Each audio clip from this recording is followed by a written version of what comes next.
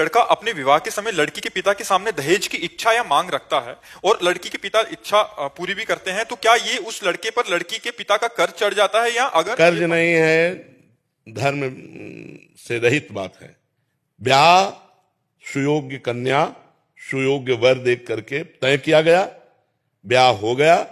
अब लड़की पक्ष का जो भाव था वो वर पक्ष को दे दिया, बातचीत नहीं हुई। कहीं भी हमें शास्त्र में नहीं लिखा मिला कि उन्होंने हमसे कहा कि हम इतना इतना इतना देंगे। वो कन्या दी, उसके साथ जो उनका भाव रहा, वो चाहे 1000 सोने के रथ, 1000 हाथी, ये वो दे दिए। मांगना, तय करना, ये बिल्कुल शास्त्र विरुद्ध आचरण है, बिल्कुल नहीं करना चाहिए। किसका प्रश्न है? हाँ, बिल्कुल नहीं करना चाहिए। ना तो लड़के पक्ष को ये बात रखनी चाहिए, लड़के पक्ष को बात रखनी चाहिए तुम्हारी लड़की हमारे लड़के के सुयोग्य वर ये काफी है, अब आपका जो मनावे सो दे देना, हम उसकी आकांक्षा नहीं रखते। लड़की पक्ष को चाहिए कि जैसे पुत्रों को विभाजित संपत्ति किया, ऐसे कन्या का भी हिस्सा लगा करके उसके साथ दे देना चाहिए, बिना मांगे दे देना चाहिए। मांगना ये दहेज के अंतर्गत आता है। दहेज प्रथा ये हमारे संस्कारों को, हमारे धर्म को ये मिटिया मेट कर रही है। लड़की हुई, सुनते ही उसका पिता जल जाता है। लड़की हुई क्यों? क्योंकि अब दहेज देना पड़ेगा। दहेज में लोग ऐसे मांग रहे हैं कि पूछो मत। वो किसी तरह कमा खा करके जी रहा है, वो लाखों का पर्चा बना देते, तो इससे तो लोग गर्भ में लड़की पात करवा देते। अगर देखा या गर्भ हुआ, लड़की हुई, तो इन प्रकार वो नष्ट करना चाहते हैं। ये दहेज प्रथा ही तो ऐसे आचरणों को प्रेरित करती है।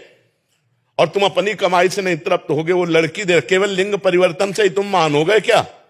वो भी तो एक शरीर आ रहा है तुम्हारे पास, और तुम भी एक शरीरधारी हो। तुम पुरुष लिंग हो, केवल इसलिए तुम महान हो गए। वो स्त्री लिंग है तो लघु हो गई क्या? विचार करके देखो, तुम केवल पुरुष लिंग हो, बस इसी यही बात तो है। वो स्त्री लिंग है, केवल यही बात, वो तुम्हारे घर आ रही है। ब्याह का तो मतलब है कि जो पान फूल बने वो हम आपके चरणों में समर्पित करते हैं, अपनी बेटी समर्पित करते हैं, आप आनंद से गले लगा करके उनको विदा किया, ये बात रही। और ये दहेज प्रथा जब तक रहेगी हमारे समाज में कलंक है, कैंसर है ये, जो लड़कियों के अस्तित्व को मिटाने वाली है, जो लड़की के प्रति हे भाव पैदा करने वाली। और ये लोग नहीं समझते कि आज हमारे राष्ट्र की प्रथम पुरुष राष्ट्रपति लड़की ही है। और आज बॉर्डर में सेना के साथ जोड़ पे जोड़ कंधा मिलाए लड़कियां खड़ी हैं। लड़कियां कोई साधारण समझते हो, दैवी शक्ति है। तो लड़कियों को क्या समझ रखा? केवल स्त्रीलिंग होने के कारण वो इतना घट गई कि तुम्हें रुपया भी दे और लड़की भी दे। सुशील, सज्जन, शांत, परम पवित्र परिवार, कोई लेने के लिए लड़की तैयार नहीं, तैयार है रुपया लेने के लिए।